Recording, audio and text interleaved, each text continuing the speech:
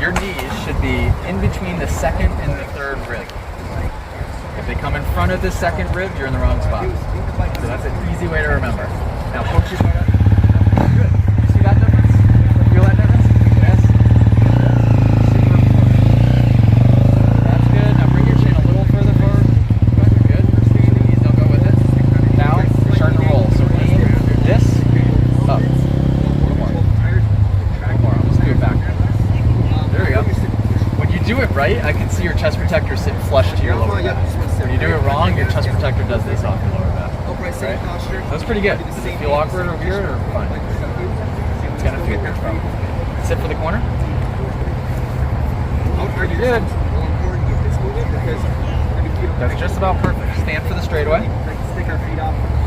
So the biggest thing for you to remember now is the knees, the hips. Keep the knees tight here from the bike. Keep your butt back. Don't roll that back. Back. Good. Now sit for the corner again. Your sitting position is just about perfect. A little further forward. Good. Stand for the straightaway again. A little better. Butt back. Butt back. Because remember, look at your knees in front of that second rib. So just trying to get the knees back. Good. Sit for the corner. Stand for the straightaway. There. Each time you do it, you're remembering more. So, do you guys have a garage at home, I would assume? A what? Do you have a garage at home to keep the bikes in? Yeah. Hop on the bike on the stand in the garage once a day. Film it for 2 minutes of you just standing, sitting, and it'll become muscle memory after a week. The problem is right now is you're just trying to think of all of it and it gets confusing, right? And then when I have you go out on the track, you're gonna get really confused. So it's just forming the muscle memory. And the big thing is when you stand, do not let the knees go in front of this second rib. And the biggest thing for you to watch, and especially in the videos, is for when he starts to look like this. That would mean the knees are going too far forward, which is then going to roll your back like this. As soon as the knees go back, look at what it fixes. Knees forward, you're going to look like a hunchback. Knees back, it's going to put your hips in the right spot. Sound good? Sweet.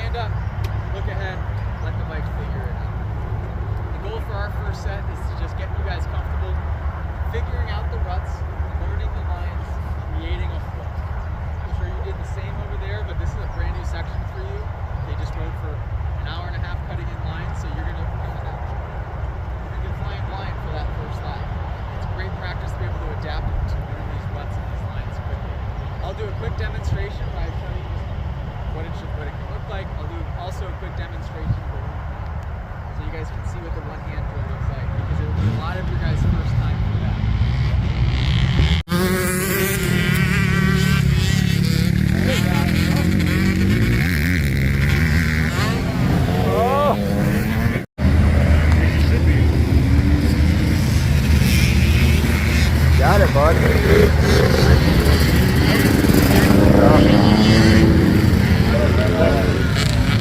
Drive to go, buck to go. Here's the same thing, you know, corner to go.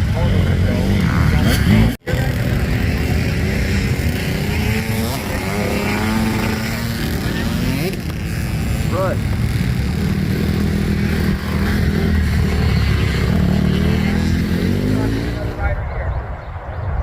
At a specific track, there is always a theoretical order in which you should hit the front.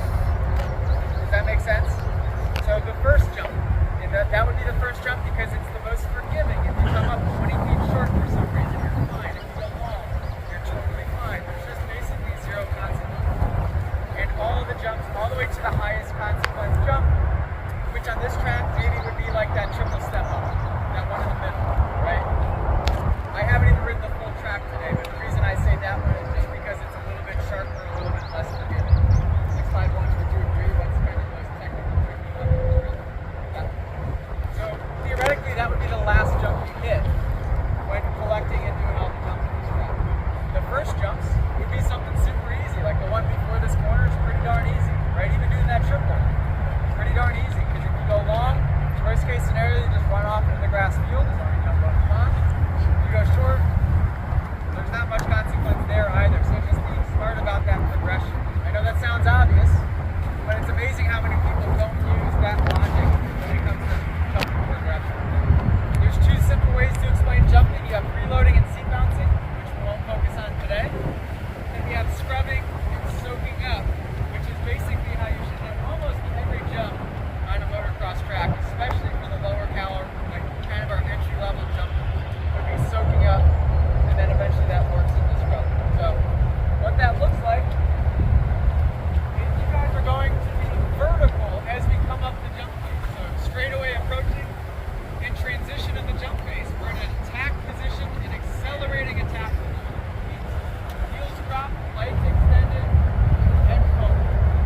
Accelerating attack position. Start at the top. Pretty simple. Just let the bike come to you. It should feel very natural. If you're mistiming the movement, it means you're probably forcing it in the first place. It should feel very natural. Same exact movement you would do on a BMX bike or a mountain bike, riding a pump track, any two-wheel type of jump. You would absorb and just let the machines come up to you.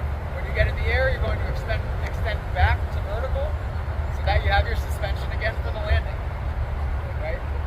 Keeping head forward is a big one. Very common mistake would be the riders that get to the jump, all is well, and then they get scared, and at some point or another, those arms extend and the head goes off the back. Usually what that leads to is a back-end dropout, and you end up kind of looking like Ronnie Mack. The longer you're in the air, the more straight up and down you go. And not only that, but the bike can tend to kind of drop out and escape from you sideways too. So that's usually the rider that goes head back, knees forward, which is probably some of you guys here, right? So keep that head to the front. Another common mistake would be the rider that is afraid to approach with speed because they're not confident yet. And so they approach really timid and going too slow and then gather all of their speed last second on the takeoff. What that does is it just raises the likelihood of you getting a crazy kick, whether it's sideways, endo, loop out. It's hard to predict which way the bike's going to kick in that situation too. So the safest way is just get the speed ahead of time. For a lot of you guys, that might mean getting the shifts, the upshifts accomplished before you even get to this turn. At the very least, get them early. So by where 0-20 is on the gas, can you raise your hand?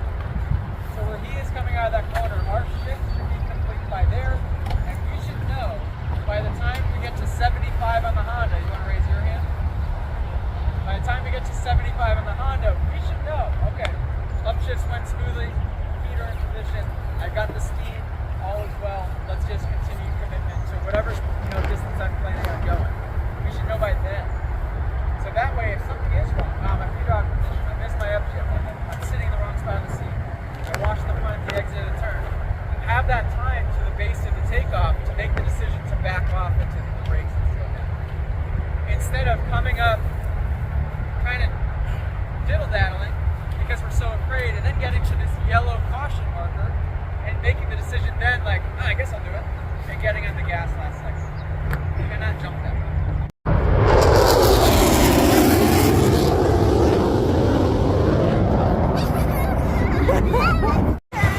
Yep, you get one more. Mason, give her the ball. Mason, get over here. You go sit down. Your ball. Uh-oh, Jay. Hurry up, we only got 5 minutes left. Oh!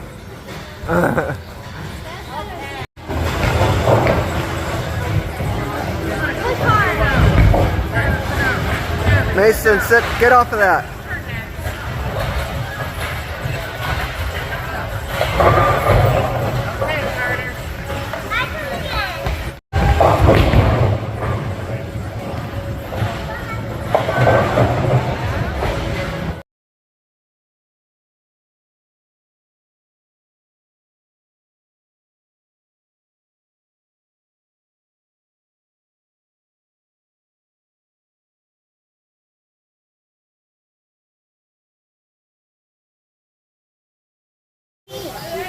peeing? No, that's just water. Yeah, he's wet. He's wet.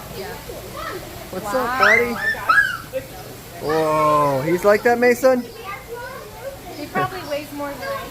Oh, he probably weighs more than your mom and dad put together. Wow. Yeah, wow, he looks like he's had enough, huh?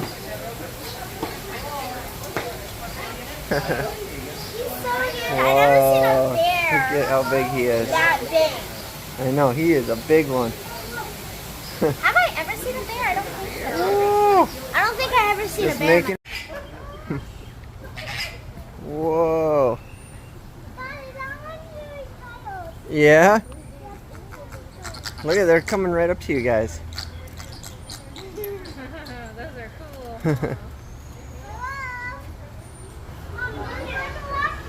Yeah. What's he doing, Mason?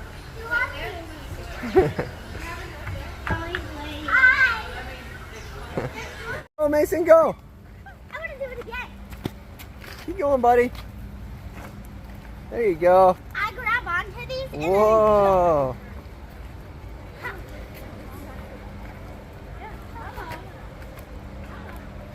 Come on, Mason. Oops.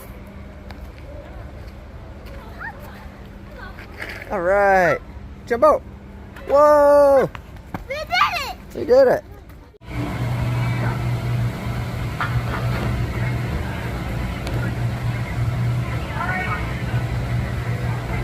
So line up right over here. I'm going to stand on the yellow.